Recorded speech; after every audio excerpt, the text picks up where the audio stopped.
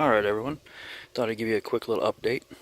It's been about 2 weeks since anybody has seen the system. We've been out of town, and as you can see, it's green. Well, while we were gone, it appears that our sump tank emptied. Not exactly sure how, but when it did that, it took my pump offline. So I had a submersible pump, and when the water all ran out of the sump, the pump burned itself up. But what I did find was that my fish are all still alive and kicking.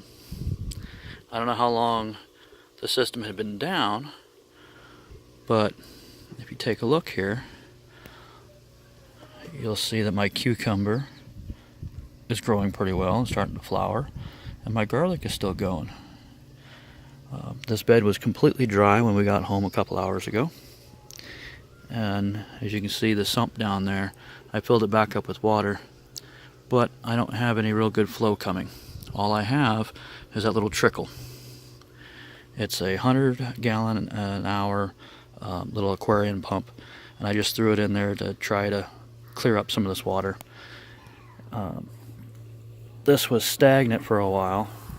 I threw some aeration in there because it smelled like it had some anaerobic fermentation going on there, so really didn't like that. But well, that's it. Hopefully I've saved everything, and you can still see the leaves are nice and green, and like I say, they're flowering. I don't know if they'll survive very well, but that's okay. This is just a test model. So anyway, if I can get a new pump on board tomorrow, I bet you that water will clear up, and then I'm going to put my bigger system into operation later this week. So we shall see. Wishing me luck.